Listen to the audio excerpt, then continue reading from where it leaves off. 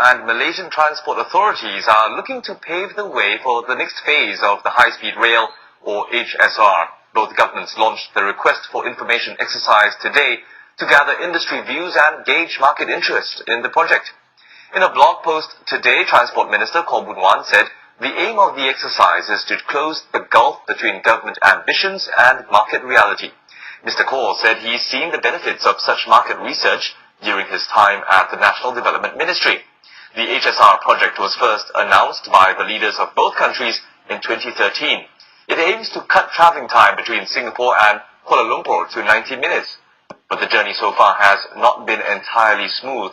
Authorities have pushed back the completion date due to the project's scale and complexity. Mr. Koh said this exercise also marks a major milestone and that authorities are putting the necessary building blocks in place despite the long journey ahead. The exercise is expected to conclude by the end of the year. Lynette Lim joins us now with more. Lynette? John, you remember the high-speed rail project was first announced in February 2013. This means it has taken over 2 years for the market sensing exercise to be launched. But this is a key step.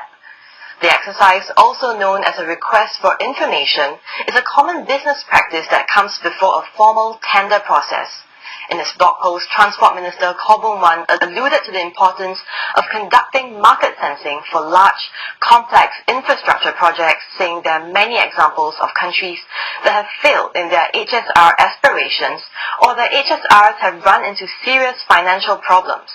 Earlier, I spoke to transport researcher Lee De Hong. He said that both governments will be looking for information such as pricing and the speed of construction, but they will be equally keen to work out the business aspects. More importantly, I think the two authorities will have to answer the question is actually on the business model, the operating model, whether the government should step forward and use the government capital to do this, or to pursue that the build, operate, transfer this kind of model, or in some other public-private partnership. Some companies reported to be interested in the project include China Railway Construction, East Japan Railway Company, Alstom of France, and Siemens of Germany.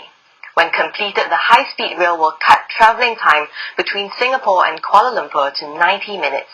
Initially slated for 2020, the completion date has been pushed back due to its scale and complexity. A new timeline will be available at the end of the year, and that's around the same time the market sensing exercise is expected to conclude.